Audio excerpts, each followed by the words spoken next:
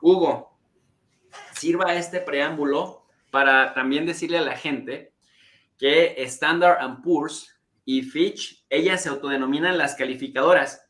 Yo de broma les digo las descalificadoras, porque vaya cómo descalifican cuando se lo proponen.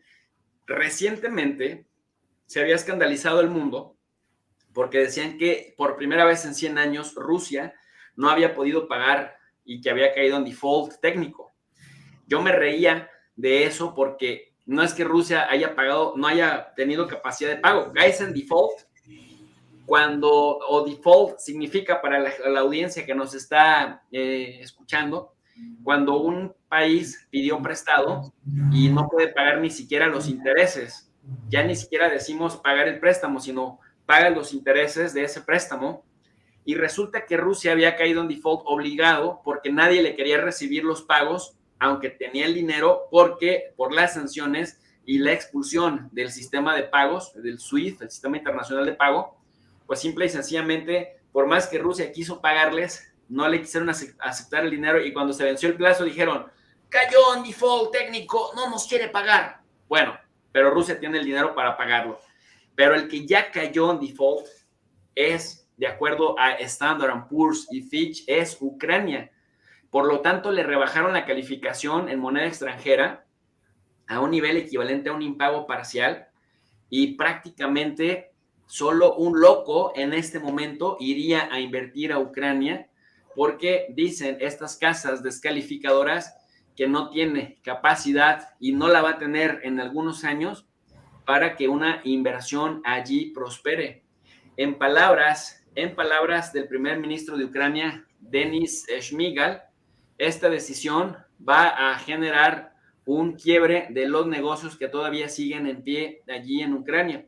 Y bueno, también señalar que Fitch Ratings, esta calificadora, vio el proceso de pago de la deuda en dificultades y rebajó la calificación ucraniana de C a RD. O sea, Hugo, decirle a la gente que las calificadoras tienen sus calificaciones, por ejemplo, en A, las mejores. Es decir, si te clasifican como A, significa que todo el mundo cuando invierte allí puede recuperar su inversión en el plazo fijado.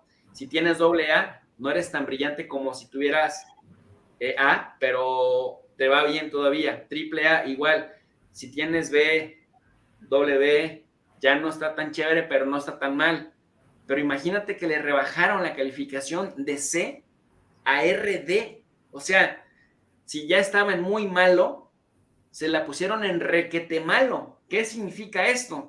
Que solamente una persona que sea bastante ingenua o que ame demasiado Ucrania como para invertir allá, invertiría a sabiendas de que no recuperaría la inversión. Y bueno, Fitch Ratings, por su parte, ya de por sí, Hugo, la calificación C en los niveles de evaluación de Fitch Ratings significa incumplimiento inevitable. RD significa incumplimiento total. De tal suerte, pues, que sí le acaban de poner una chinga durísima a los ucranianos con esta calificación, los mismos de Fitch, que decía por ahí un colega geopolitólogo, no me hagas hablar, que estas son más peligrosas que los ejércitos, cosa que estoy de acuerdo. Un país considerado en situación de impago o default cuando no puede cumplir plenamente los compromisos ante sus acreedores, es decir, ante quienes le prestaron o invirtieron, ya sean estados, organismos internacionales como el Fondo Monetario Internacional, el Banco Mundial o inversionistas particulares de los mercados financieros.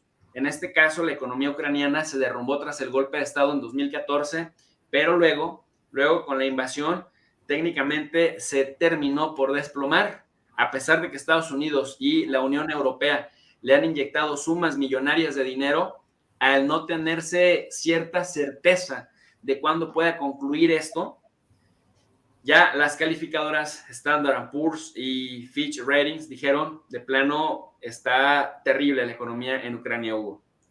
Sí, también quiero, para empezar, decir que en febrero y marzo usted y su medio, y aquí en nuestro análisis, éramos de los pocos medios que teníamos la valentía de hablar sobre los nazis en Ucrania, cuando había una censura global y mundial e internacional, sobre todo desde Estados Unidos y Europa, de que cualquier analista o comunicador que dijera que en Ucrania había nazis o grupos nazis armados o ejércitos o paramilitares nazis, eso era totalmente absurdo, mentira o propaganda del Kremlin de Rusia o que éramos putinistas o algo por el estilo. Pero usted tuvo la valentía de hacerlo y cuando se llegó el ejército ruso a pelear en Azov, en Azovstal, donde se encontraba realmente un ejército ucraniano allí, un ejército, perdón, de este batallón Azov, usted era de los pocos que hablaba justamente de este batallón Azov en América y que tenía la valentía de hacerlo y que cuando se descubrió este batallón, que después se rindió y que se demostró definitivamente que existían estos civiles armados, o sea, paramilitares, y que también habían milicias o soldados de Estados Unidos, de Francia, de Canadá, entre ellos, éramos creo yo, quizás el único medio en nuestro continente que hablaba de estas cosas, ¿no? Cuando hablabas con periodistas de Estados Unidos decían, no, no, terrible, ¿cómo va a decir eso? Eso es falso. El pueblo ucraniano es sufrido, los rusos son los que están atacando porque quieren. Y nos ha dado el tiempo la respuesta. Respecto a esto del default o de la falta de capacidad de liquidez para poder pagar las deudas contraídas por Ucrania, yo me pregunto cómo va a pagar Ucrania los más de 30 mil millones de dólares que le ha otorgado en los últimos meses el gobierno de Estados Unidos a Ucrania a través de armamento y todo el armamento también que se le ha dado desde el occidente, ¿no? Con Europa, Alemania, Francia a la cabeza, ¿no?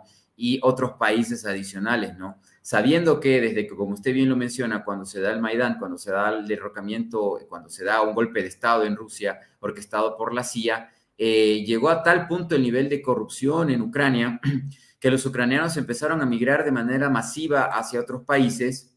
Fui testigo de eso en el 2015 cuando estaba en Europa y por estas regiones, y que además de esto se sabía, en México existe un término que se llama huachicoleo, que cuando llega el presidente de México descubre o ve que se robaban la gasolina, los combustibles de México por todas partes, era un desangramiento por las venas de la energía mexicana, se había vuelto la corrupción a nivel general.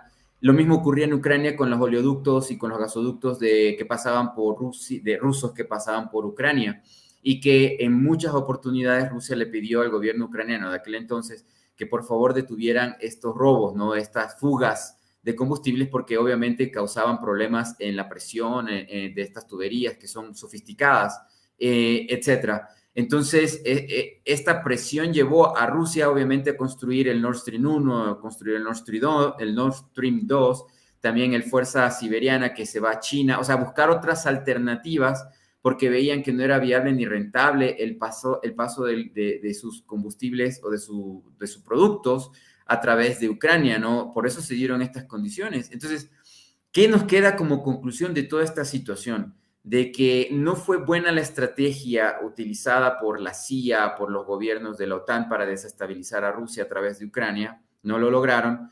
Intentaron también por Bielorrusia, Poroshenko realmente, no Poroshenko, el presidente de Bielorrusia se ha mantenido firme y estable también, de cierta manera, y la desesperación europea, ¿no? Los lleva a provocar este conflicto también. Usted fue el único medio, el único espacio donde podíamos decir de manera libre que esta fue una provocación, un conflicto que se produjo, se indujo, ¿no? Como el conflicto iraní-iraquí, ¿no? Donde se crearon estos ejércitos que después se le volcaron a la misma CIA. Es lo mismo que estamos viendo en este momento. Yo no creo que lo que ocurra después de la pérdida total de Ucrania versus el ejército ruso, cuando se firme un acto de paz, de rendición de Ucrania, o como se llame, armisticio, o como se llame el tratado, Ucrania pueda pagar ni en 20 o 30 años esta deuda multimillonaria de armamento y también, ¿por qué no decirlo?, de corrupción que se ha llevado el grupo cercano del presidente de Ucrania y su grupo más íntimo y cercano, ¿no? Donde se dice que este presidente tiene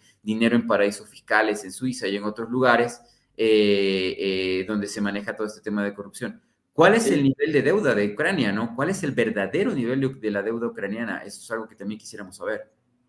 Oye, me recordaste, Hugo, cuando Estados Unidos en 2011 empezó a movilizar tropas para irse saliendo progresivamente de Irak y cómo las acciones de las empresas constructoras israelí-estadounidenses empezaron a irse para arriba. Pum, pum, pum, pum. ¿Por qué? Porque se habían otorgado contratos sin licitación para la reconstrucción de las ciudades que ellos mismos habían destruido. La Halliburton. Así que a Ucrania, que por cierto estaba vinculada a Dick Cheney, el ex vicepresidente de Estados Unidos, nada más para que la gente vaya dimensionando el nivel de negocio que es todo esto, y que por eso es importante luego que no nos quieran dar a tole con el dedo diciéndonos que van a defender la democracia, the human rights, the social justice, the free trade, porque en realidad lo que van a defender es sus finanzas y sus bolsillos. Imagínate los contratos multimillonarios, Hugo, de una empresa a la que le asignan reconstruir una sola ciudad. Reconstrúyete un solo barrio de una ciudad golpeada y te ganas millones reconstruyendo.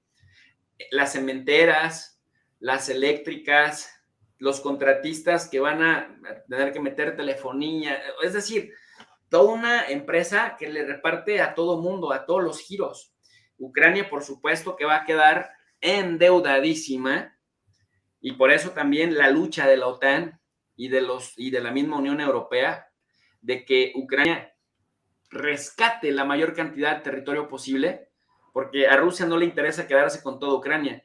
Ya con lo que le interesaba quedarse ya se lo está quedando, y lo que sí es verdad es que las empresas europeas y estadounidenses le van a cobrar a los pobres ucranianos hasta el alma para meterse ahí con sus empresas a construir o reconstruir Ucrania, y obviamente pues no va a haber dinero con qué pagar, pues se paga entonces con territorio, se paga con terrenos, se paga con cultivos, se paga programando cosechas y ya encontrándoles destinatarios, porque también es un granero importante. Y bueno, finalmente me hiciste mucho que me acordara, ahora que lo comentabas, el tema de Irak, cómo estas se fueron para arriba. Mira, dice aquí, lo dice Sputnik también, que Kiev recuperó las cifras alcanzadas en 2021, las cifras que tenía antes del 2014, pero con una deuda per cápita de un 50% mayor que antes del cambio de poder, que la situación se tornó peor a finales de febrero del 2022, cuando el presidente ruso Vladimir Putin culpó a Kiev de incumplir los acuerdos de Minsk en los últimos 8 años y reconoció las independencias de Lugansk y Donetsk, y cuando lanzó la operación especial, es decir, la guerra en Ucrania, lo cual terminó por disparar prácticamente todo.